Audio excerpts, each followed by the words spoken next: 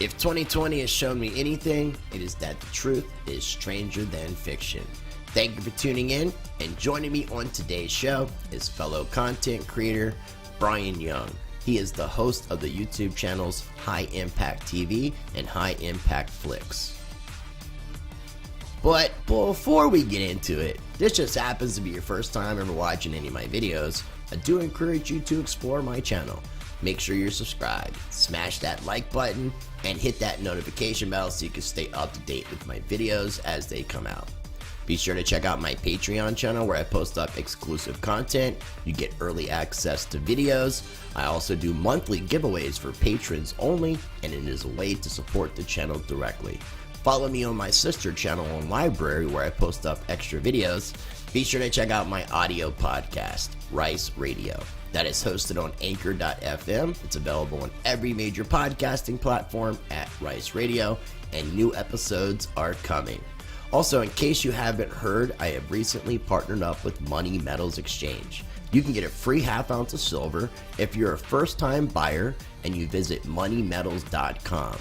You purchase $100 or more and you use the promo code RICE, R-I-C-E, you'll get a free half ounce of silver, and it's an additional way to support the channel as well. I'm gonna have links down below for everything I just mentioned, as well as everything we talk about on today's show.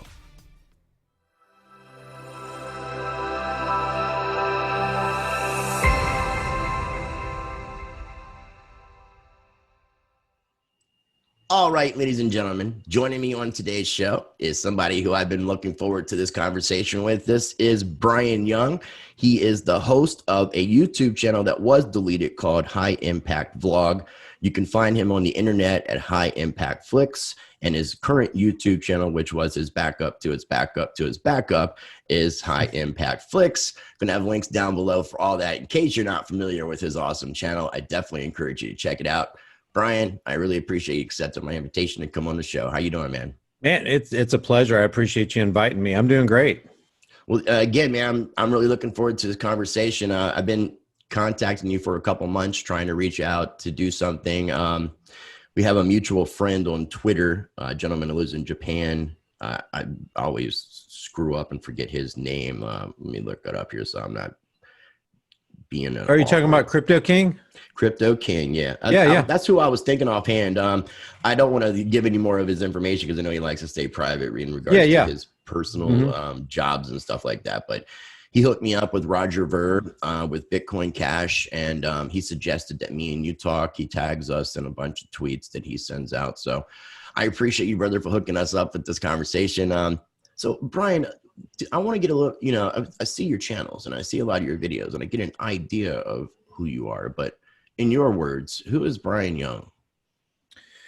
Man, I'm just a guy who wants to make my slice of the earth, my slice of humanity better. I want to be that neighbor that you want to have, that you can rely on. I'll have your 6, you got my 6, and I want to develop and build communities that look out for one another and don't want to pilfer, rape, and steal from other people to benefit others. The one thing that I cannot stand is, somebody who says they're virtuous and moral and yet will go to the voting booth and pick I call them a political parasite, because what else can you call them? They're living off the backs, the laboring energies of other people, and then they turn around, they take those laboring energies, and then they create these laws, and laws create two things, two realities in our sphere. One reality is they strip you of your freedoms. Every law that they put on the books buries you deeper and deeper under the veil of tyranny. And the second thing they do, they want to take more money from your pockets. So it takes away your freedom, it takes away your money.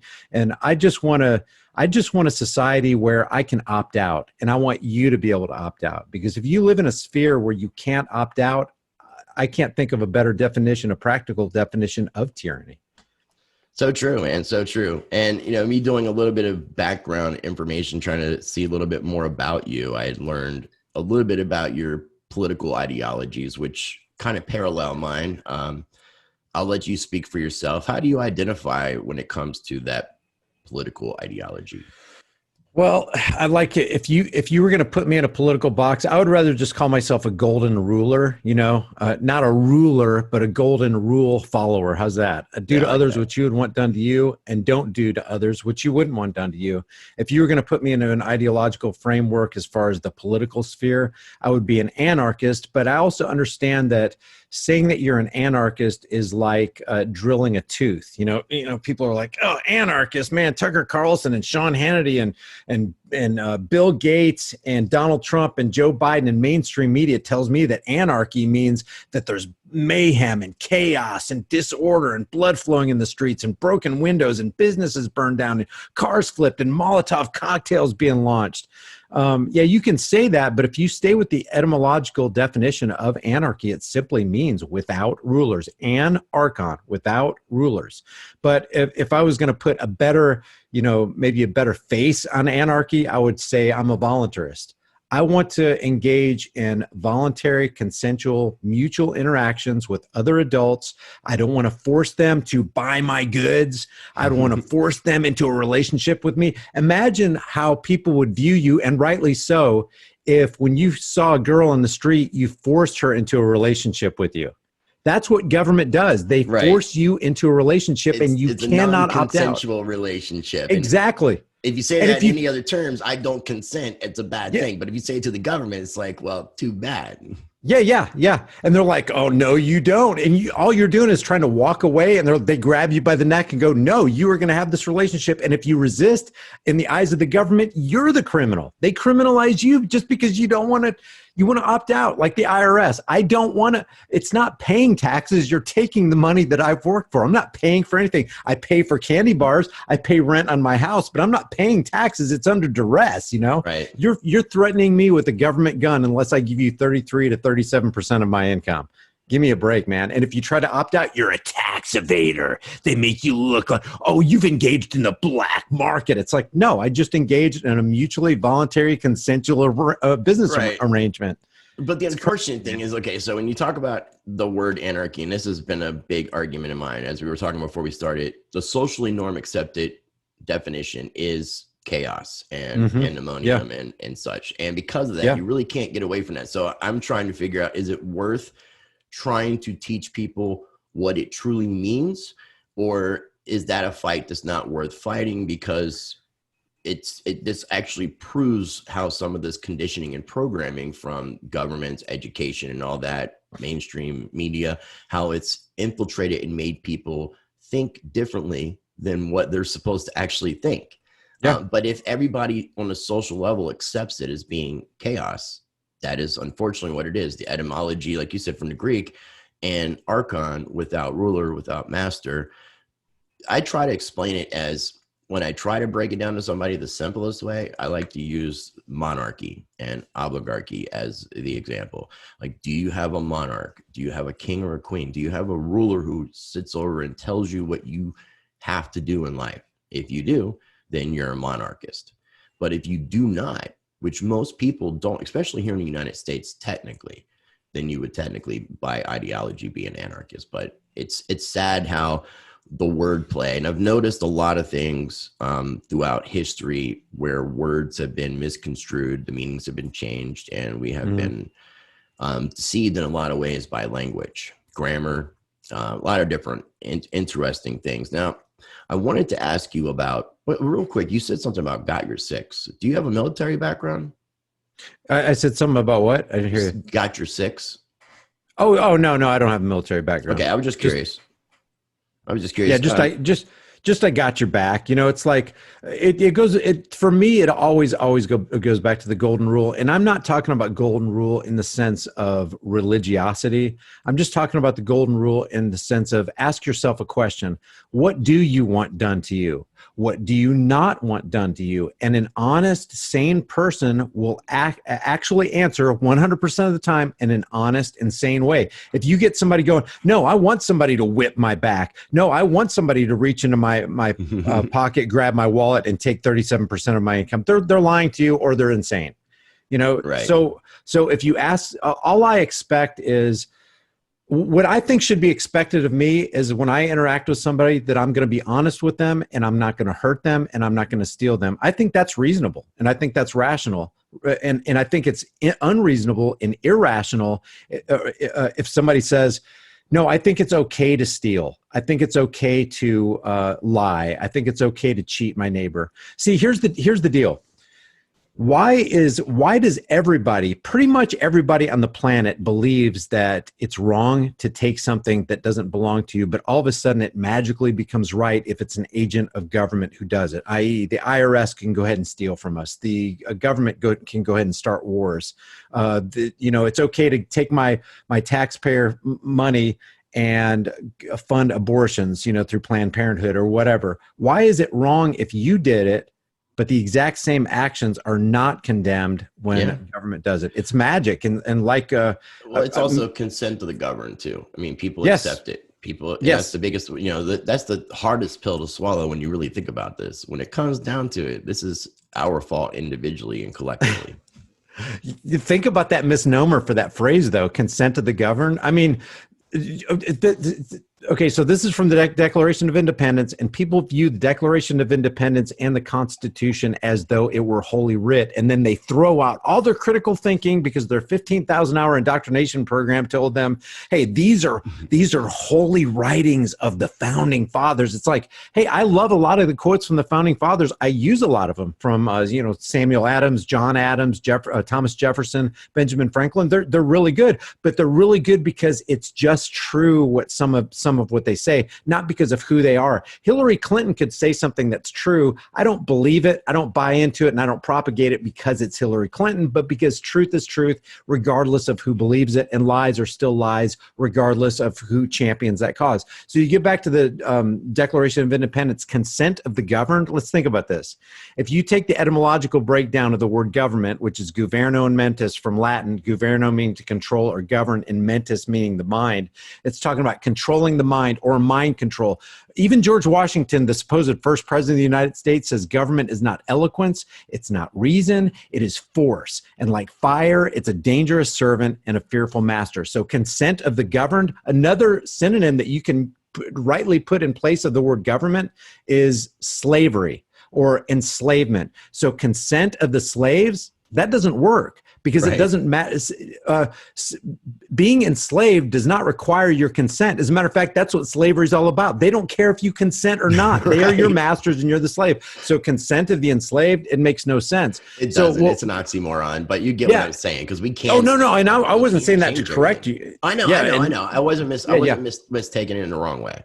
Yeah. So I think to getting back to what I'm all about is I want to make my slice of the world good, and in keeping with what Samuel Adams says, which I believe is completely true. It's not the majority who will prevail, but the irate and tireless minority who are keen on setting brush fires of freedom in the minds of men. And those are the brush fires of freedom that I want to set in the minds of men. Because if we become free in our minds, we become a free people.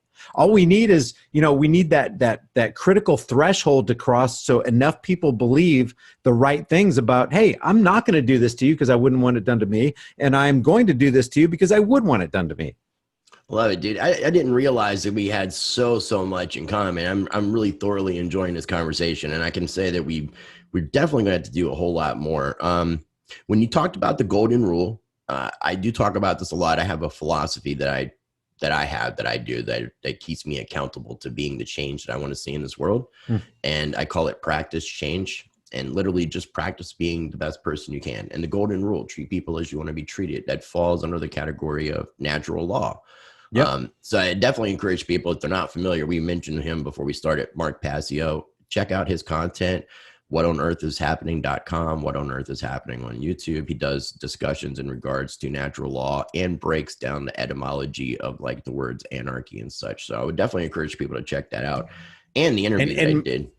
Yeah, and Mark's a great example of facts don't care about your feelings. Watch Mark Passio and be ready to get your feelings hurt and be ready to get your paradigm shattered. And that's really what it's going to take.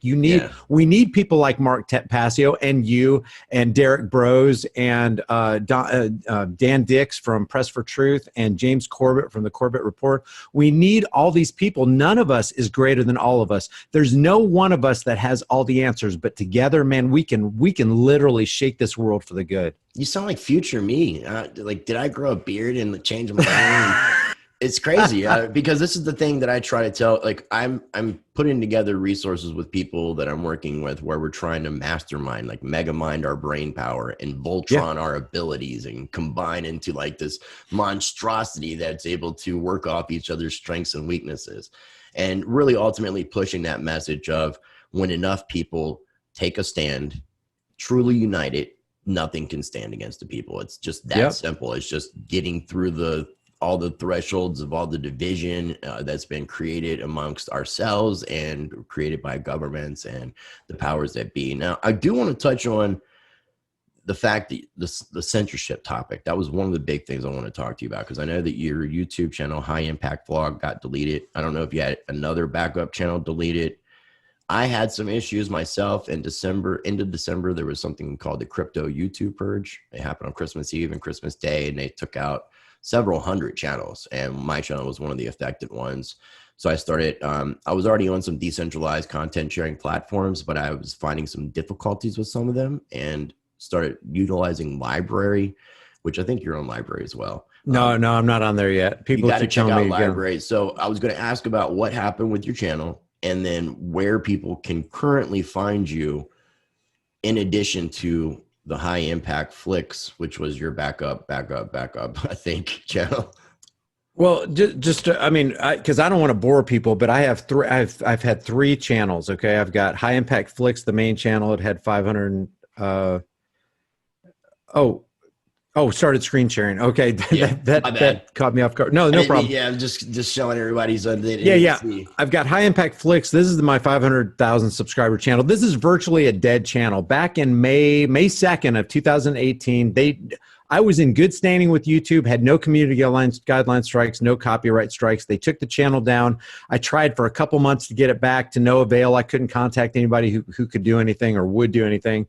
7.5 months later, boom, I woke up one morning and it was back up. I don't even know what happened. In the course of that time, I started High Impact Vlogs. That's got like that had 300, almost closing in on 400,000 subscribers.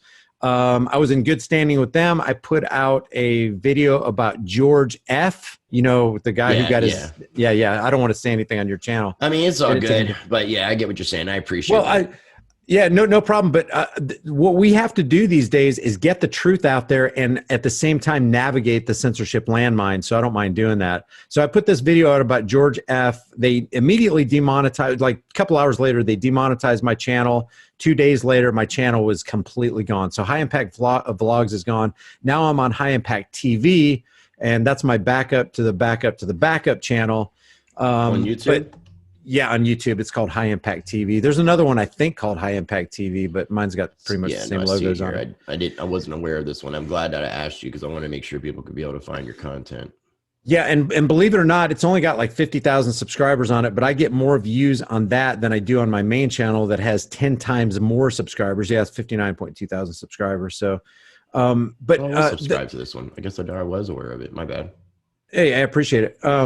There's my goal, and I think the goal of anybody who genuinely loves freedom and has freedom in their heart, and they don't just have these lines that they memorize and, hey, look how many lines of the founding fathers I have. It's truly down in their heart. They truly have the fires of freedom burning down in their heart. My job, I feel like, on this planet, just like a lot of people that I know, like you, is to just open the minds and open the hearts of people to basically introduce them to their destiny. Your destiny as a human being is to be the best person. Do all the good you can. I can't remember. I think this is St. Thomas Aquinas or Augustine or something.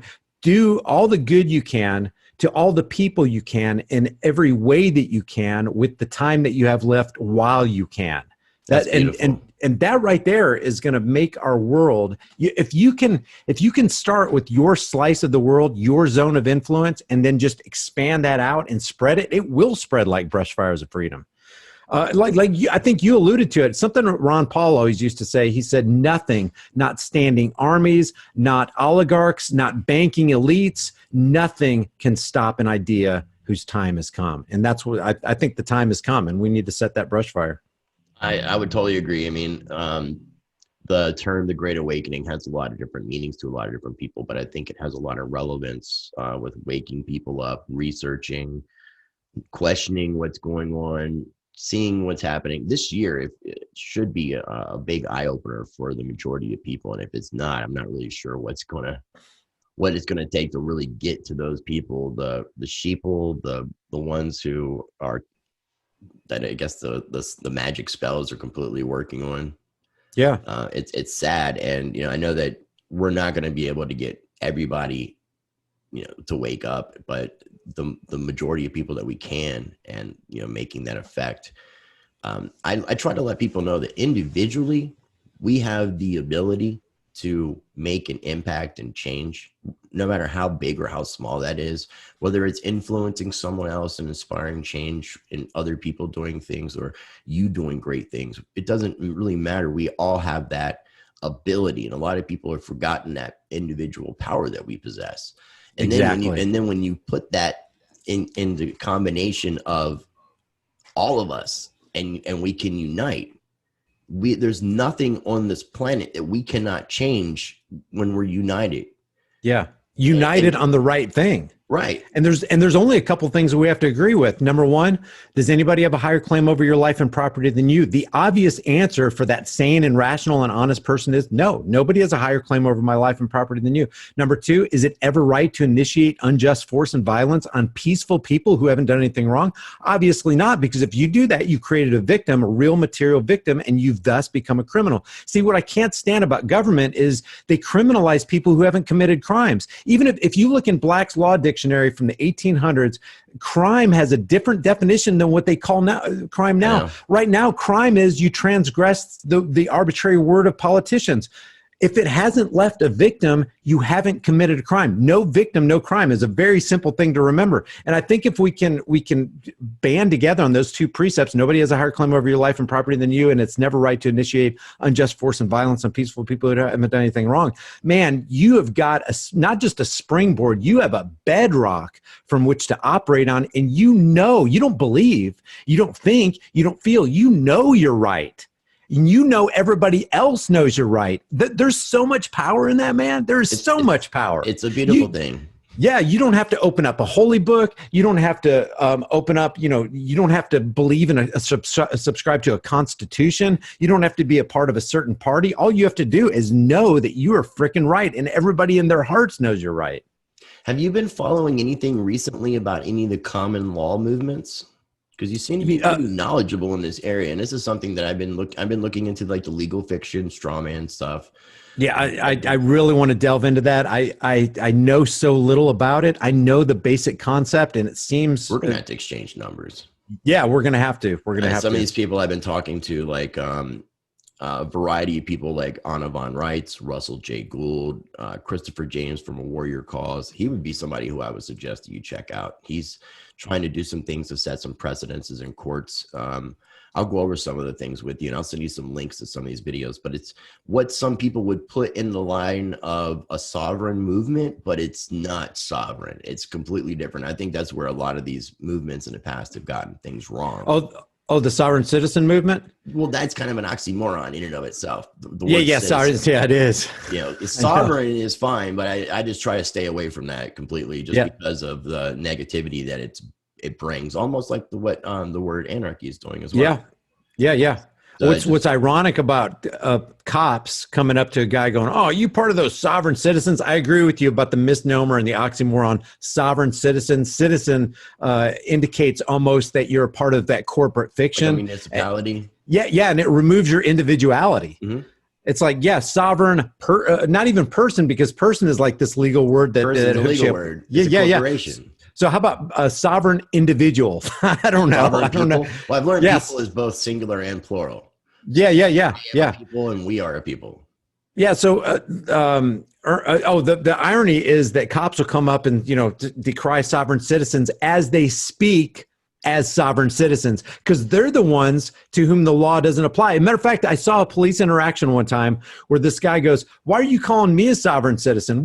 How do you define sovereign citizen?" And he said, "Somebody to whom the law does not apply." And it's like, you just described yourself, Mr. Boy in Blue, because they have qualified immunity. They can run traffic lights. They can turn on they can light it up, and they can go down laws to prevent laws from being broken. Totally. Yeah. It's crazy. Oh, well, they'll break laws just to go out to have that donut at the local donut shop. It's like they're not they're not going to an emergency. It's like they got a jelly-filled donut they got to get to, man. This is something that we're definitely going to have to talk about, and I'll send you a lot of information in regards to a lot of the different people that are, because this is where I'm trying to mastermind people, because a lot of these people I feel like you kind of said it earlier. I say I have like all these different groups, these freedom activist groups have like a piece of the puzzle, and everybody's missing a piece of the puzzle. But if they would sit down together, we could put the puzzle together. But unfortunately, a lot of these people in these groups have a lot of egos and think that their way is the only way, and aren't open-minded enough to at least find that commonality within the freedom. Now, I understand that you're going to have division in freedom movement, because that makes sense because it's freedom. But it shouldn't be so divided. There should be some working together of some of these groups, and that's kind of what I've been trying to do with a lot of these interviews as well. Well, we should concentrate on majoring in the majors and minoring in the minors. It's like, we can have different thoughts about, is it flat Earth, is it globe Earth? Are there really satellites in the sky? It's like, we can have different thoughts about that. That's no big deal. But there are non-negotiables. And that is, if you initiate unjust force on me, who have done nothing wrong, you have become the criminal, and society has to take care of you, because that's what justice is. So you mentioned Derek Bros, and he was DMing me, and he was talking about something called freedom cells. Have you ever heard about that? I've heard a little bit about it. I think it's kind of like a community of people, if I'm not mistaken, like a small but it's completely decentralized. There's no centralized, there's no authority. Everybody's on the same plane, but basically it is the solution, because, we can sit here and gripe and moan about the problems all day, but what is the solution? The solution is getting all these people who are like-minded, who generally understand what freedom is and know that they hate tyranny and they want to resist it with everything in them. Everybody getting together. And, the thing is, you mentioned it earlier on in this conversation, self-empowerment. See, the state is the exact opposite, and statists who want the state to take care of them are the exact opposite. They don't want to empower themselves. They want to be a part of the welfare warfare state, so that from cradle to the grave, government's going to take care of them. No, what government hates is for an individual to empower themselves, to get that firearm, to train themselves in its use, to defend themselves and their family, to not be inclined to call 911, but rather to call 1911 or 357. It's like, man, when seconds count, police are minutes away. What good does that do? 98%, even law enforcement will testify to the fact that 98% of the time they come after the fact only to write the reports and order the body bags. Well, by then it's too late. Your wife has her throat slit, or your children are crawling, down the hallway in a bloody mess, and their life is ebbing away. Self-empowerment is everything. So what I would tell to everybody, if you're an individual and you're not a part of a group of the freedom movement, find a firearm. I call it a personal protection device on, like the YouTube platform, because, you start saying fire ... ARM. Years ago, I used to work for the NRA. I'm from the Northern Virginia area, so I worked in customer service and in the Institute for Legislative Action. Yeah.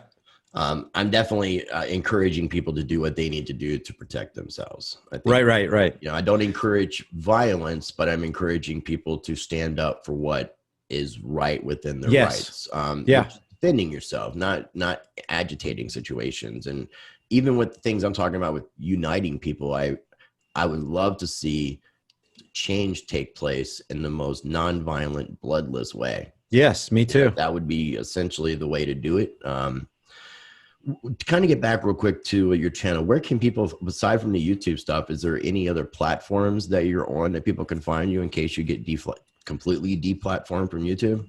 Yeah, I have two websites, HighImpactFlix.com and HighImpactTV.com. HighImpactTV.com is my video upload site where I upload exclusive members only content. It's like $2.99. It's super minimal. It's like $2.99 a month. But you can find me under the free resources of Instagram under HighImpactFlix, Twitter HighImpactFlix, Facebook. So I use all the outlets, and I will continue to use them until the wheels fall off or until I get just completely kicked off. No. Yeah, HighImpactTV.com. I think it's I got it right here. Yeah, there you go. To show, and then I was going to go over some of the things in your store. The library website, I definitely would encourage you to check out. Now, they have a program, and I'll give you the easy way through it, but they transfer your videos from YouTube to library for you. Oh, okay. Yeah. Work on your end. And actually, if let's say your channel was to you get set up today, you get your account set up, and they've got your videos transferred over within 24 hours, 48 hours from now, YouTube deletes your channel. The cool thing is your videos are still going to be on library because they transferred them over to a blockchain. So that it's right. They're not. Yeah, that sounds like BitChute. I have an arrangement with BitChute where anytime I upload on any one of my YouTube channels, it immediately goes to the BitChute channel. So I'm also on BitChute at HighImpactFlix as well. I do like BitChute. I'm not completely negative on them, but what I have learned is that, and I'm not just shilling library, but library is, to me, the most decentralized content sharing platform. I know that there was some issues on the election day, I think, with BitChute. BitChute, yeah, they went down for a couple hours. With library, you got people running nodes and things like that. So you have that's nice. Yeah. So it's a lot better in that aspect. Now, I wanted to quickly touch on your HighImpactFlix.com website because you got some really cool stuff here, some really interactive stuff, and then I noticed that you have shirts and things that you're selling with some really cool designs. Yeah. I like a lot of these designs. I'm going to assume that you're not a supporter of the 17th letter of the alphabet. That is correct. Okay. Are you pro-Trump? No. I'm glad any politician at all? No, I can't be. It just runs antithetical to the golden rule. And here's the thing. One of the biggest psychological operations that I know of, if you know of a bigger one, I would like to hear about it, is the left versus right paradigm lie. The reason I can't support Trump or Republican Party or Democrat Party or even Libertarian for that matter is because this left versus right paradigm lie pits human being against human being. It's team red versus team blue. It's the donkeys versus the elephants. Yeah, and it's division for a reason.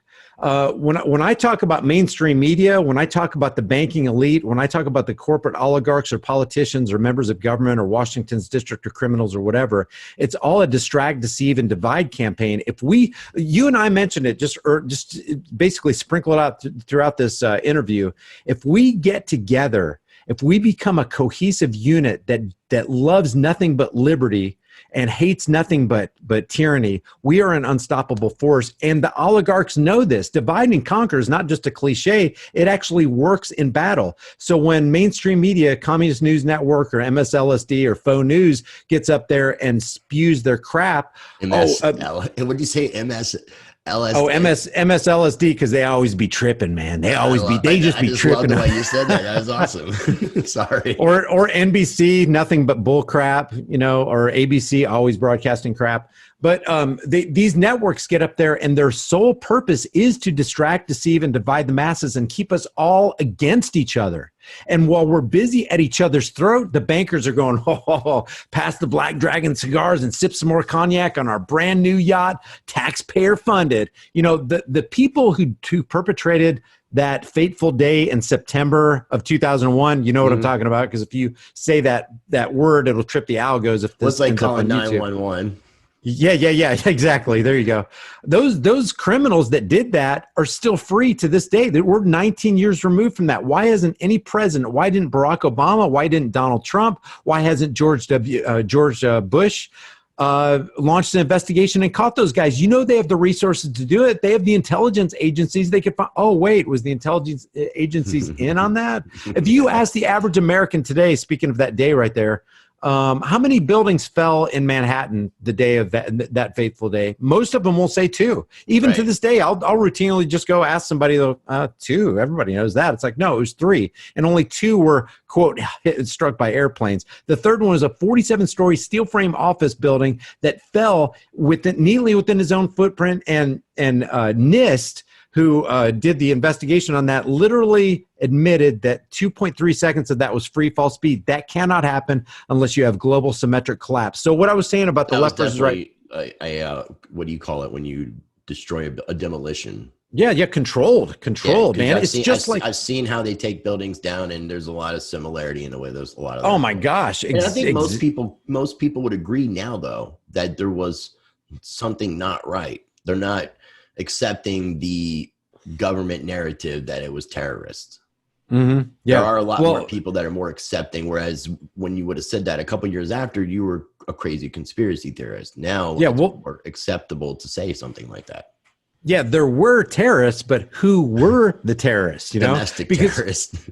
Yeah, because if you're going to say that was a controlled demolition, it takes a long time to wire one of those buildings, especially buildings as massive as towers 1, 2, and 7. Yeah, so people had to be aware of what was going on and be cooperative for weeks, if not months. Yeah, exactly. And there are people out there that know things that they're just not talking, or they're just not alive so that they can talk. But all I said, the reason I've even brought that up is because the left versus right paradigm lie solidifies people in their deceit, distracts, deceives, and divides us, keeps us at our throats, and it keeps us from going after our real enemies. If anybody is going to talk about politics and they leave out the fact that bankers control everything, the international bankers, specifically the Federal Reserve, they are not interested in having an honest conversation, or they're completely ignorant about what's going on. Either way, you don't get a pass, because if you're not talking about the Federal Reserve, which is, if somebody who's watching this show right now can show me a more powerful organization than the Federal Reserve, I'm all ears, because I know of none. Got the Federal Reserve. What about the IMF and the same thing? Yeah, the World Settlement Bank, or whatever it's called. Would that still be in a position to be higher than the Federal Reserve? Is it? Oh, they all work together. Yeah. Okay. The International Monetary Fund, the Federal Reserve, the IRS, Washington's District of Criminals, it's all a criminal cartel. And basically what you're seeing play out before your TV screens with this election, or with anything that goes on in the political sphere, is equated almost carbon copy to WWE. Back in the 80s, when you would watch Andre the Giant and Hulk Hogan, I don't know who the stars are today, but if you watch the crowds, and they are packed in like sardines, man, and they're just screaming because they love Hulk Hogan and he's the good guy, and Andre the Giant or the Ultimate Warrior is the bad guy, or whatever. They really believe that. That's the same thing today. Well, Donald Trump is the good guy. That was what I was going to say. That's why I keep thinking like you're a future me, or like something, because I was going to use the wrestling thing as a comparison, because I used to watch wrestling, the professional wrestling, WWE, NWA, growing up, and then as I got older, I was working at a few clubs, and a friend of mine had worked for the WCW years ago, and at the time, Booker T was battling Rob Van Dam, and there was it may have been WWE at this point that they had left to, but I can't remember who they were touring with. But they were battling each other, and they were going around the country touring every night, fighting each other, and then they would go hang out at clubs together. Yeah. So it's that same. I'm trying to play the devil's advocate and stay open-minded. I do think of this as kind of being one big team, like a baseball league with different teams, but they're all still playing for the same league. Yeah. But there are, I am trying to stay open-minded to the fact that there is that potential possibility that someone like Donald Trump is trying to possibly restore the republic. I'm not putting a lot of faith into it. But I would like to see our country restored and the republic restored. And there are some things that he said that could put us in that direction, but there's also some things that are going on that put us in a fascist type direction as well. Yeah, I would just ask everybody to be honest in their assessment of any political, I'm just going to call them what they are, political parasites. Okay, so let's take Barack Obama. If you knew that Barack Obama in the 1990s was bailed out by, literally bailed out by Rothschilds Inc., what do you think Republicans would think of Barack Obama if they knew that Barack Obama was bailed out by Rothschilds Inc.? They would go ballistic. That is all they would need to know that Barack Obama is bought and paid for by the international banking cartel. Because if there was ever an enemy against humanity, it's the Rothschilds banking elite. Amschel Rothschild said back in the 1800s, "Give me control over a nation's money, and I care not who makes its laws." What is he saying? I don't care what congressman. Right. That's I don't exactly what I was gonna read, dude. This is getting a little too freaky. Like he's basically saying, I don't care what congressmen, senators, I don't care what the judiciary, I don't care about the executive branch. I care who controls the money. Exactly. And if controls the money, controls the world, controls that everybody's in their pocket. And that is basically what Alan Greenspan said in a 2020 documentary interview, where the interviewer said, what should the relationship be between a Federal Reserve chairman and a president of the United States? And I'll just paraphrase what he said, but this, you can look at it. It's a 57-second video. You can still find it on the internet. It's Alan Greenspan interviewed by 2020. He said, as long as what we say should be done is not interfered with by the executive branch, by the judiciary, by the legislative branch, it doesn't matter what the relationships are. That basically echoes exactly what Amschel Rothschild said. Getting back to Rothschilds Inc. Bailing out Barack Obama, they didn't. But guess who they did bail out in the 1990s? In the 1990s, Donald Trump got in over his head with Taj Mahal in Atlantic City. He needed to be bailed out. Who bailed him out? A guy named Wilbur Ross. Wilbur Ross literally worked for Rothschilds Inc. They bailed him out to the tune of $400 to $600 million. Some say as high as $4.2 billion. 25 years later, who does Trump turn around and make his commerce secretary? Oh, that's right. Wilbur Ross, who bailed him out in the 1990s. Who did he fill the treasury? What was Trump's campaign promise? I'm going to drain the swamp. Well, how do you drain the swamp while you're filling the swamp with greater swamp creatures than Obama ever did? Wilbur Ross is a Zionist banking elitist from Rothschilds Inc. Who did he fill the Treasury Secretary with? Steve Mnuchin. Who's Steve Mnuchin? Worked 17 years for Goldman Sachs. Who's Goldman Sachs? They were bailed out by Obama during the TARP bailout. Goldman Sachs is intricately involved, interlaced with the Federal Reserve banking cartel. Who does he put as secretary?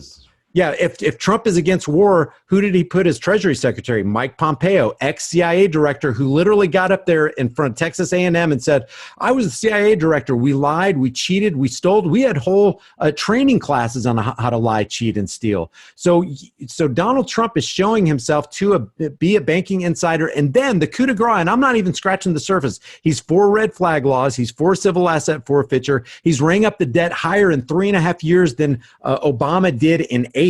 With one signature, he signed away $6.2 trillion worth of transgenerational debt slavery to the corporate oligarchs and the banking elite. $6.2 trillion. I don't know if your audience has thought about, or most people haven't thought about how massive $1 trillion is. If you and I made $1 a second, we would be earning $86,400 a day, or $31.5 million a year. How long would we have to live before we collected our first $1 trillion at $1 a second, or $86,400 a day?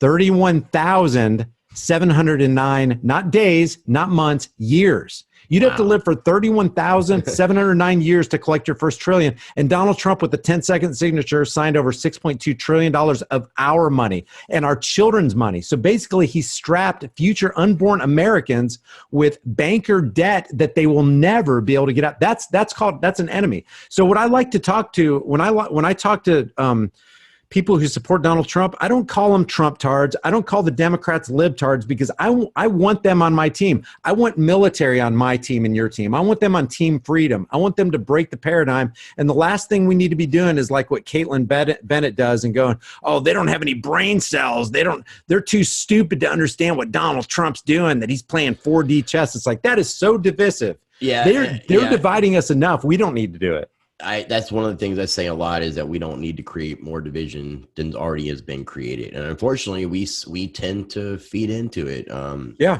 do. I don't get it. I know. I really don't. I'm really glad that you brought up the free cells thing that Derek Bros is involved in. I need to get in touch with him and talk with him about that. A friend of mine, here in North Carolina named Christian Saucier had told me about it. And I think that they're looking at putting together something here in North Carolina in regards to it. So I'm looking at a DM from Derek Bros, and if you want to bring up freedomcells.org, I haven't even gone over yet, but it's freedomcells.org, and this is Derek Bros thing. And I do have an interview with Derek Bros on November 16th. So I'm looking forward to that. Derek Bros, by the way, from The Conscious Resistance, I think recently got his YouTube channel taken down as well. I think he did. I was a contributor with World Alternative Media. Josh Sigurdson, he's kind of parallel with Dan Dix. His channel got taken down. Yeah. I would say Press for Truth did as well. Somehow Luke Rudkowski has managed to maintain his channel. Yeah. That's Luke from We Are Change, right? Yeah, We Are Change. Yeah. So I think a lot of those guys are going to be involved in Ben Swan's ISE.media. I'm going to have get Ben back on. I told you about Mark Passio's thing, the One Great Works Network, that's going to consist of people who are anarchists, voluntarists, and teachers of natural law. There's a lot of really exciting things coming up.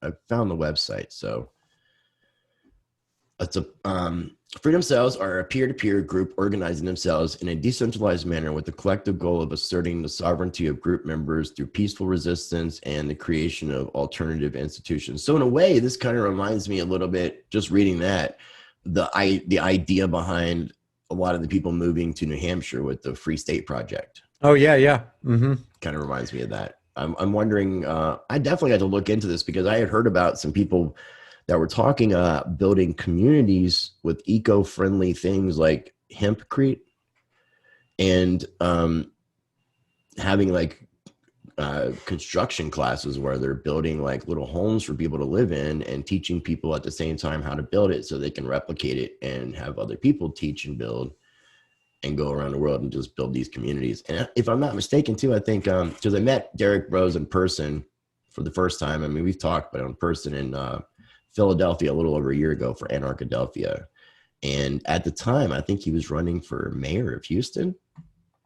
Did you hear anything about that? I did not know that. Yeah, he was running because he went to a lot of different town hall meetings and different political meetings to talk about the 5G implementation and things like that were going on there, trying to voice his concerns, and was very outspoken. I was really impressed that he decided that he was actually going to run for a political office. I had a chance to become friends with Adam Kokesh as well, who was running with the Libertarian Party to ultimately try to become president, to dissolve the presidency and break the federal government back down, bring it back down to the level it was supposed to be, have everything brought down to state and local levels, which is the way that our founding fathers wanted our country to interact, because every state is essentially its own country. And we are a federation of countries, federation of states that became united. Yeah, and it's interesting how easy it is for Washington, D.C., and I don't care what president is in there, it's so easy for them to trample the 10th Amendment, which is supposed to be, whatever powers are not delegated to the United States government are delegated to the state and the people respectively. In other words, that's not much power for the federal government, and it all supposed to go to the state and the people. What a joke. Yeah, what a joke. Cannabis, they use the, go ahead. Cannabis was one of the best examples. I mean, the fact that cannabis is being made legal in different states, and then the federal government saying it's not legal. So the banking system's a federal thing, which means that these cannabis companies can't utilize banking, which is very unfortunate. Sorry. You could virtually run 25% of every country's economy just by getting rid of all the laws on hemp. Hemp is such a useful plant. I can't even think off the top of my head. I can't think of a more useful plant than hemp. You can use it for almost anything. You can use it for food. You can use it for any kind of materials, industrial use. That hempcrete stuff, I'm being told, is even better than concrete. Oh, really? I don't know anything about hempcrete. I've heard of it, but I don't know anything about it. Concrete that's usually utilizing hemp. So that's one of these things, these communities I was looking into that were trying to build sustainable housing. Yeah, apparently Henry Ford used hemp to create, the first shell of one of his automobiles, and they were, pounding it with a sledgehammer, and it came back. You remember those Saturns that they used to build? You could punch the side of a Saturn, and the dent just popped right back out as though you didn't hit it. So. Yeah, there's so many uses. Plus, you could use hemp for fuel. You can use hemp. You could feed the world with hemp, and they've made it illegal. all virtually up until the 1940s, all the rope that was used in the Navy was made of hemp. So clothing is made of hemp, textiles. It's just all the founding fathers sky's grew limit. it. Not all, but a majority of them. I mean, it was a crop that a lot of people were growing, and it had a lot of use. It was the early 1900s. The reefer madness. Oh God. Yeah. Harry Anslinger, who was the brainchild behind reefer madness, actually admitted on an audio tape that he believed he was a bat. I mean, this guy was completely psycho. And to this day, we use the skeletal structure of Harry Anslinger's, precepts to continue to look at hemp and cannabis as though it's something that needs to be criminalized. The drug war. Can you think of something more long, costly, and failed as the drug war? The drug war alone, it's not even a war on drugs. It's a war on people. Drugs don't go to prison, but people do. It's like, hey, you have this plant in your possession. We're going to take away 100% of your rights. That makes no sense. Right. And we didn't even learn from Prohibition from 1920 to 1933. This is what I like to tell people. Okay, think about the insanity of this. At 11:59, the night before the Prohibition went into effect, you were fine. You could buy alcohol, you could sell it, you could transport it, you could drink it. When the clock struck 12, now you're a criminal in the eyes of the state. What magic is this? It's like you have to be insane to believe this. I mean, I can understand kids believing little storybook fairy tales, but not adults. And yet for 13 years, they believed it. It gave rise to crime. It increased the prison industrial complex. Nothing good came out of the drug war. Or the Prohibition or the drug war. But it was also a way, I think, too, of deflecting responsibility, because I think that the governments were responsible for a lot of the drugs getting into the country. And so I think it's kind of like a way of covering your ass. Like it's like the cigarette companies being required to tell people that cigarettes are bad. Yeah.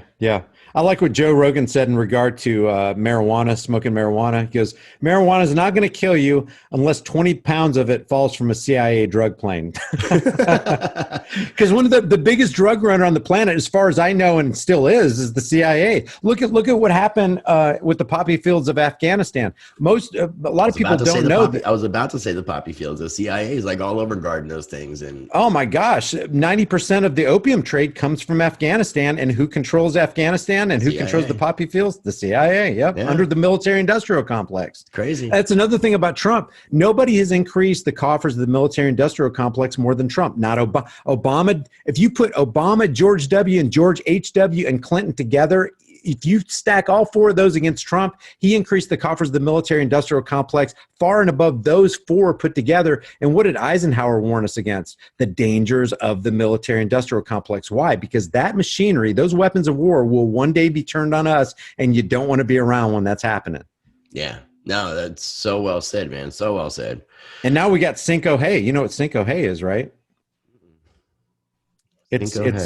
Yeah, it starts with a 5, and then it's got another letter of the alphabet after it. Okay, I said it all earlier, but that's what you're saying, Cinco. Yeah, I'm just doing that because I don't want the algos to catch up with you. But a lot of people don't know about those towers and Cinco Hay and this telecommunications technology. It's basically a military grade weapons technology that they can turn up or down, on or off at will. Yeah. They can increase the intensity. There's something a lot of people don't know. There's a military device using that millimeter wave technology called active denial.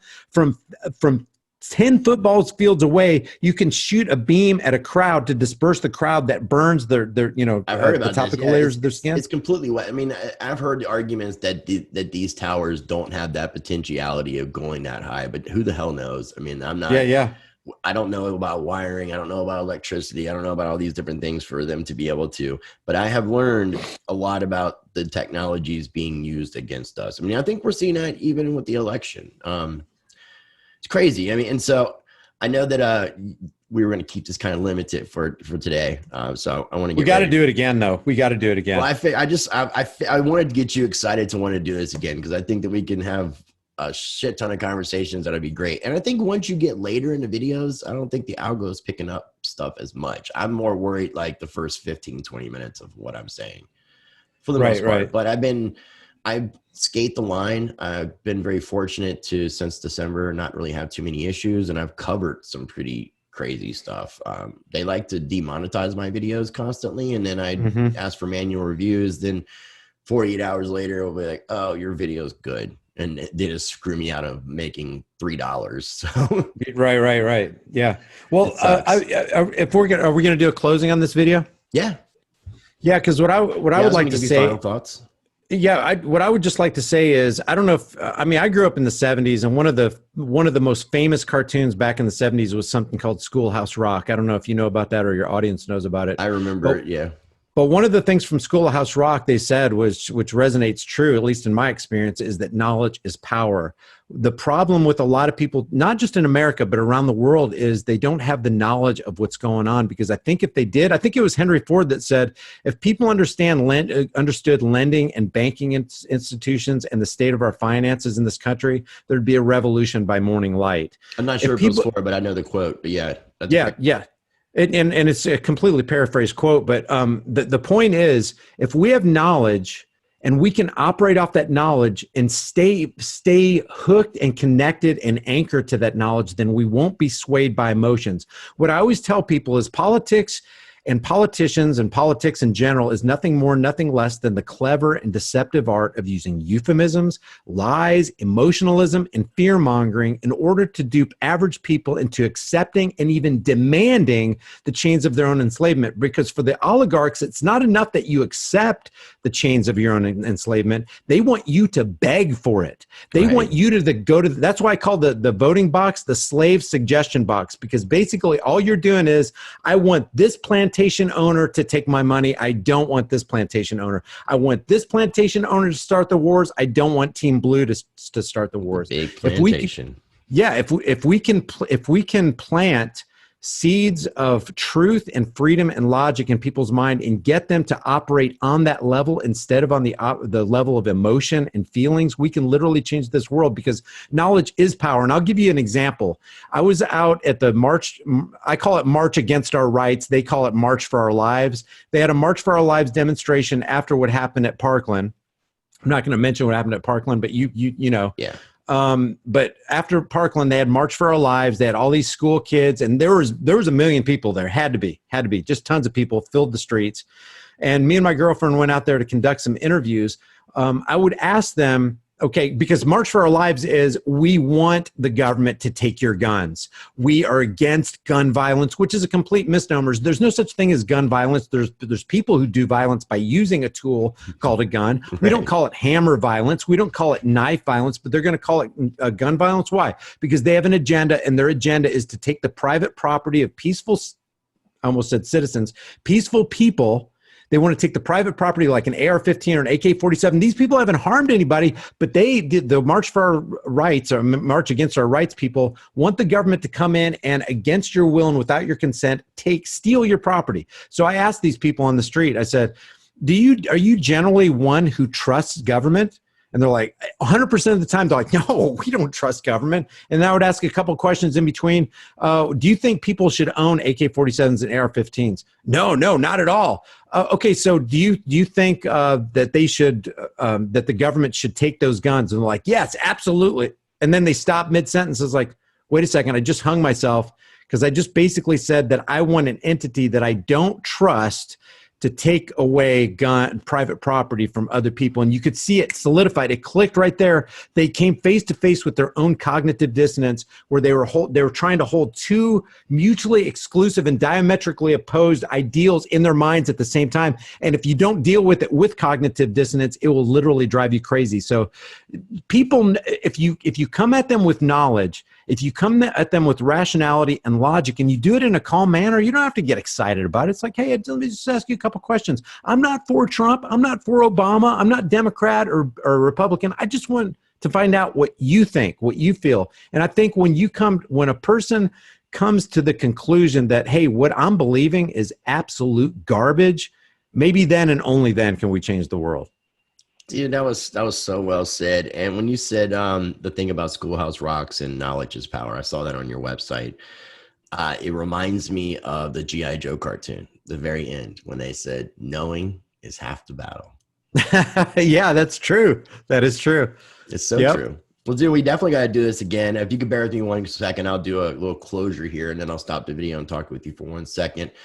Ladies and gentlemen, I'm going to have links down below for everything we talked about on today's show. And I definitely encourage you to check out Brian's channel and websites if you haven't already. And if you're not familiar, it's definitely some great information. And check out some of those shirts that he has on his websites as well. Definitely cool stuff. If this is your first time ever watching any of my videos, I do encourage you to explore my channel. Make sure you subscribe, smash that like button, hit that notification bell so you can stay up to date with my videos as they come out. And as always, I encourage you to be the change by practicing change.